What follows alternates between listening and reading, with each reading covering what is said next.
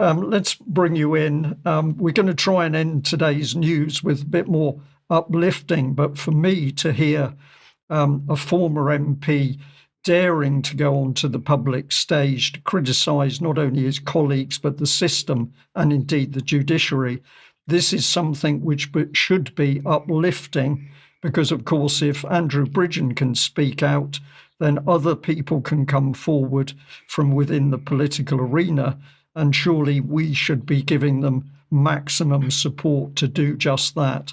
So welcome back, and can you lift the mood further from good men speaking out? I will try to do so, Brian.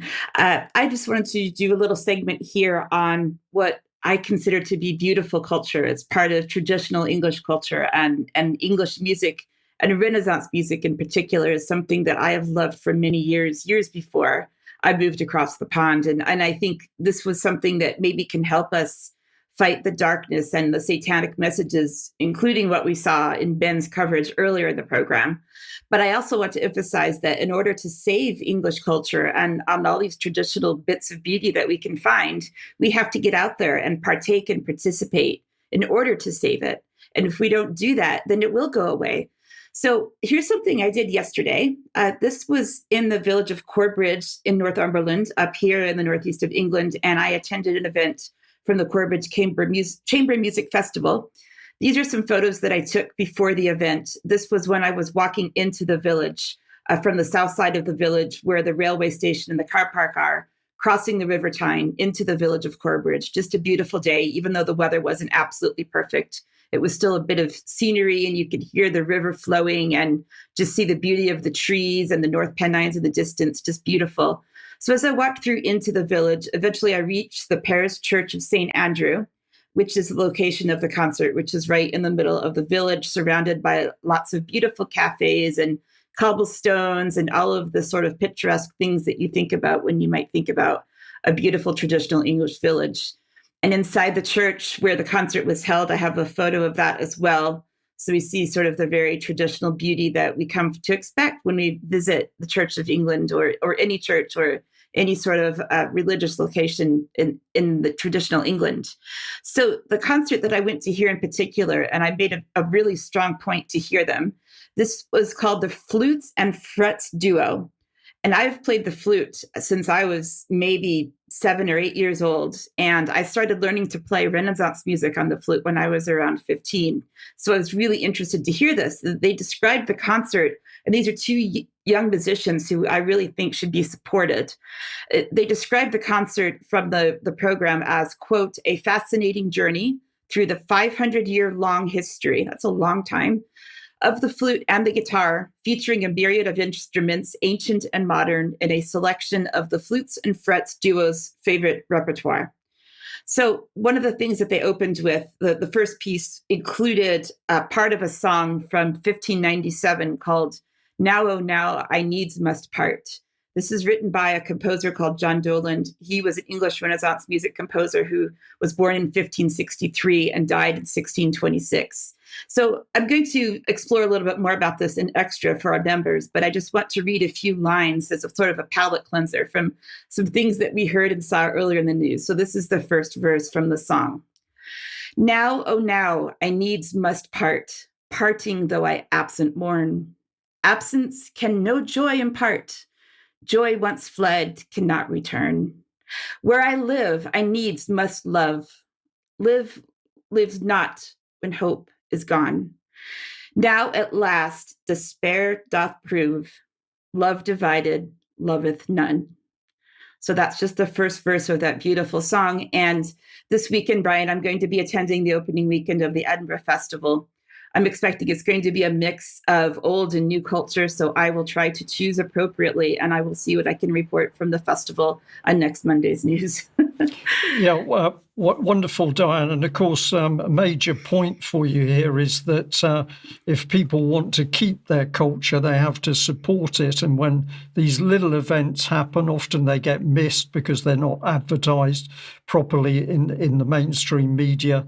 But if you can seek them out and give people support, then that is doing something which is rejuvenating for yourself, but it's also helping keep the cultural base of this country going. What a difference between sorry, Dan, what a difference between what was taking place in that church and what we saw on the streets of London in Ben's report.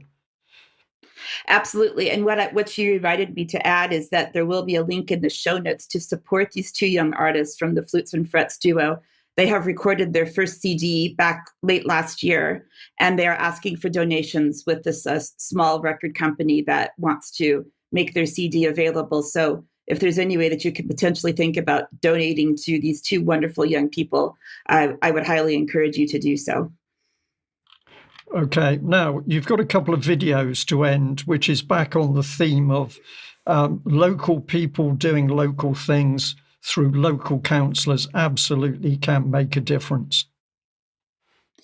Yes, so I just wanted to go back to some of the coverage that I included in last week's news here in Durham County, where the Durham County Council voted out the sort of the climate emergency response plan.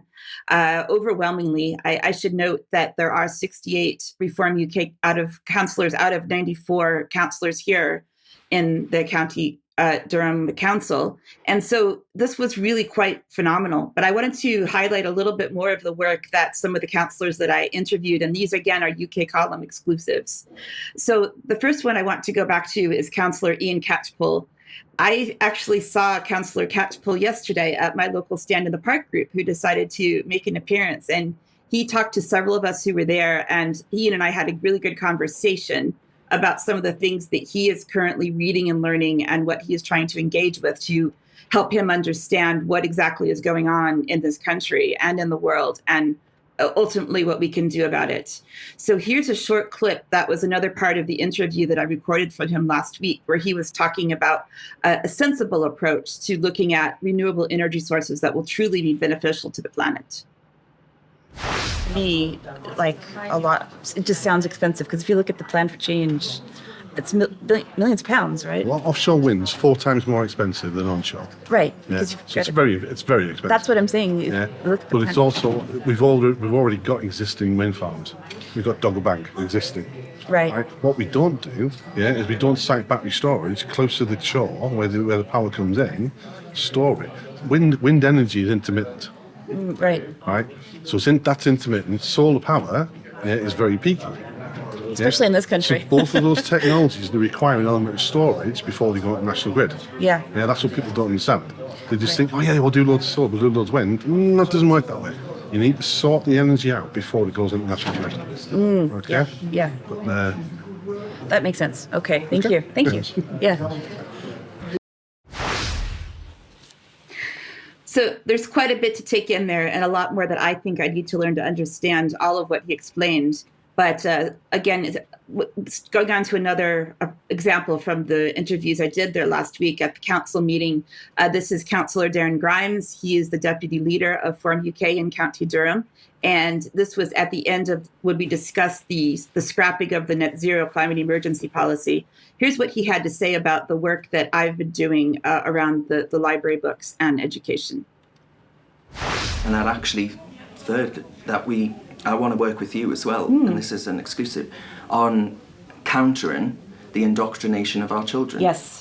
You know? Yes. And I wanted to say, after that discussion we had a few days ago, I've started to look into it. I haven't had time to do as much as I want, but I have found already examples of things that are shelved in the children's section. One in particular is about 2 dads that gave birth, and it's to teach it's for ages 3 and up, saying this dad gave birth to this child. So, not only are we not content with the fact that we have a large amount of children reporting nightmares that the world is about to end in a ball of flames or they're going to all drown to death, but we're also telling them that actually biological reality doesn't exist. Right. And we're in the land of fairies and pixies, saying that 2 men can carry a child. It's absurd. So I don't have any truck with any of that. I like facts, and I think that's what we made clear today. Absolutely. I thought you did a great job with that. And I think as well, knowing about the indoctrination, is that when they mentioned, children are worried about the climate, it's because they're being taught that in schools. Yeah.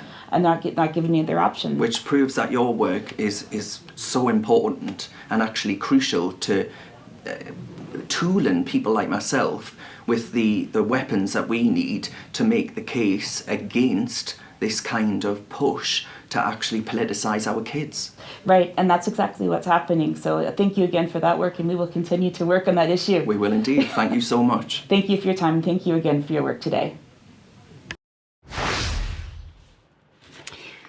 So that is some ongoing work, and I just want to finally report, just to end this, that recently in the United States, this was an email received that I got a few days ago through an advocacy group affiliated with the American Library Association, which is completely captured and in favor of putting this kind of content in front of children that Councillor Grimes and I are working together to fight.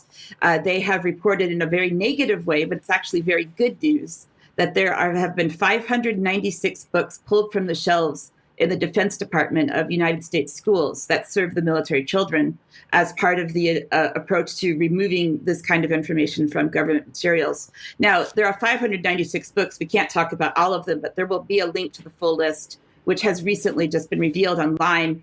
An example of one book was called If You're a Drag Queen and You Know It. The author is Lil Mess Hot Mess. Let it show by winking, shaking your bum, laughing real big, twirling around, and more. A perfect companion to the hips on the drag queen go swish, swish, swish. This was written by a board member of the Drag Queen Story Hour, and that summary comes from a bookshop in Manchester called Queer Lit, which is a bookshop and pride store. So if you're in Manchester, you might want to go see what's happening down there. Diane, thank you very much. And you've got one final image. Brace yourselves, public. One final image to finish on today. This may or may not need a trigger warning, depending on what you think of our prime minister. So we don't want to hear about the ID to cross the border, as we've been covering in today's news. But now that the online safety bill is in place, we do need ID to use the internet. So make sure you have your ID in the right place and throw it out if you're planning to come in, Brian. Brilliant. Well, Ben and Diane, thank you very much for joining me in today's UK Column News. Huge thank you to the audience wherever you are in the world. And I know that we certainly do have a worldwide audience. So thank you for giving up your time to watch. Become a member if you're not. And we must end there. So an extended UK Column News today. Very, very, very serious things now beginning to unfold in UK. People getting agitated, some of them getting quite frightened at what they see unfolding. But if we're going to fight it, we have to know what is happening. We have to know who is driving this malicious agenda. And we have to be brave enough to stand up and be counted. So get learning, get researching, and have the courage to stand up and challenge what's happening. And if you can't understand what's happening, then start by thinking that you're being attacked by your own government. We'll end there. Thank you. Bye-bye.